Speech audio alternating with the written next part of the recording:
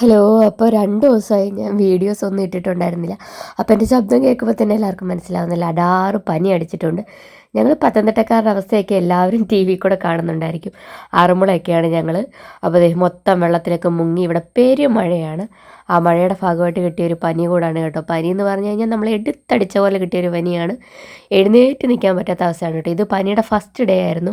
അപ്പോൾ ഒത്തിരി കൂടുന്നതിന് മുമ്പ് തന്നെ പോയൊരു ഇഞ്ചക്ഷനൊക്കെ എടുക്കാമെന്ന് കരുതി. അപ്പോൾ എല്ലാ ഗുളികയും എനിക്കിപ്പോൾ തന്നെ കഴിക്കാൻ പറ്റില്ല, കാരണം ഡെലിവറി കഴിഞ്ഞിട്ട് 2 മാസമല്ലേ ആയിട്ടുള്ളൂ. അപ്പോൾ ചിത്ര ഹോസ്പിറ്റലിൽ തന്നെ വന്ന് ഒരു ഇഞ്ചക്ഷനൊക്കെ എടുക്കാം, പിന്നെ ആൻറ്റിബയോട്ടിക്സ് വല്ലതും കഴിക്കാൻ ഇപ്പോൾ പറ്റുമെങ്കിൽ കഴിക്കാമെന്ന് വിചാരിച്ചിട്ടാണ്. അങ്ങനെ മഴയെന്ന് പറഞ്ഞാൽ ഒരു രക്ഷയില്ല, നിന്നങ്ങ് പെയ്യാണ്. ഈ വർഷം എനിക്ക് തോന്നുന്നു ജൂണിലും ജൂലൈയിലും ഒന്നും ഇങ്ങനത്തെ മഴ ഉണ്ടായിരുന്നില്ല. ഇപ്പോഴാണ് ഈ ഒരു ഇങ്ങനെ നിന്ന് ഒരു ശമനം പോലും ഇല്ലാതെ നിന്ന് പെയ്യുന്ന മഴ. ഈ വേറെ ജില്ലകളിലൊക്കെ ഉണ്ടോയെന്ന് എനിക്ക് അറിഞ്ഞൂടാ കേട്ടോ. പത്തനംതിട്ട നല്ല അടിപൊളി മഴയാണ്. എനിക്കാണെങ്കിൽ ഇരിക്കാനും നിൽക്കാനും പറ്റാത്ത അവസ്ഥയാണ് കേട്ടോ. ആറന്മുളയ്ക്ക് ഫുൾ വെള്ളം കയറിയതേ കണ്ടില്ലേ. ഫുൾ എല്ലാം റോഡേത് പുഴയേത് ആറേതെന്നൊന്നും അറിയാൻ പറ്റാത്ത അവസ്ഥയിൽ ഫുൾ വെള്ളം കയറി ഇരിക്കുകയാണ്. അപ്പോൾ ഇഞ്ചക്ഷൻ എടുക്കാൻ വേണ്ടിയിട്ട് പാരസെറ്റമോളിന് ഇഞ്ചക്ഷൻ എടുക്കാൻ വേണ്ടി കാഷ്വാലിറ്റിയിലേക്ക് പോവാണ്. അങ്ങനെ ഇഞ്ചക്ഷനും കാര്യങ്ങളൊക്കെ എടുത്തു. ഇഞ്ചക്ഷൻ എടുക്കുമ്പോൾ കുറയുമെന്നാണ് വിചാരിക്കുന്നത്. വീട്ടിലെല്ലാവർക്കും പനിയാണ്. കുഞ്ഞിന് നൈസായിട്ട് പനിയുണ്ട്. കൂടരുതെന്നാണ് പ്രാർത്ഥന. കാരണം നമുക്കാണെങ്കിൽ എന്തെങ്കിലും ബുദ്ധിമുട്ടുകളുണ്ടായാൽ അത് പറയാൻ പറ്റുമല്ലോ, കുഞ്ഞിനാണെങ്കിൽ അത് പറയാനും പറ്റില്ല. അപ്പോൾ റോഡിലിങ്ങനെ റംബൂട്ടാനൊക്കെ ഇരിക്കുന്നതാണ്. അപ്പോൾ അത് കഴിക്കാൻ വാങ്ങണമെന്നൊക്കെ ഉണ്ടായിരുന്നു. പക്ഷേ ഇപ്പോൾ ഒന്നും വായിക്കൊരു രുചിയോ കാര്യങ്ങളോ ഒന്നുമില്ല. നമുക്ക് കഴിക്കാൻ തോന്നും, പക്ഷേ വായിലോട്ട് വെക്കുമ്പോൾ ഒന്നിനും ഒരു രുചിയില്ലാത്ത പോലെയാണ്. ആറ്റിലൊക്കെ ഫുൾ വെള്ളം കയറി കിടക്കുകയാണ് കേട്ടോ.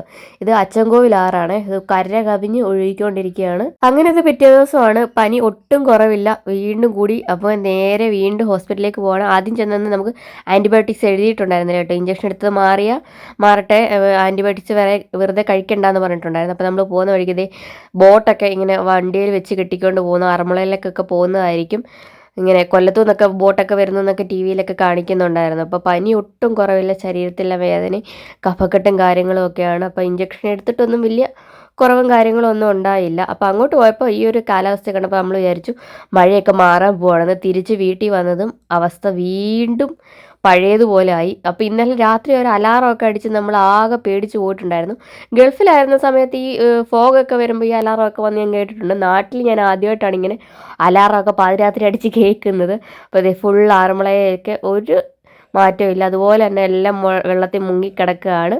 എത്രയും പെട്ടെന്ന് എല്ലാം മാറട്ടെ എന്നൊക്കെ പ്രാർത്ഥിക്കാം. എത്രയും പെട്ടെന്ന് എല്ലാം ബാക്ക് ടു നോർമൽ ആവട്ടെ എന്ന് പ്രാർത്ഥിക്കാം. അപ്പോൾ നമുക്ക് അടുത്ത വീഡിയോ കാണാം. ടാറ്റാ.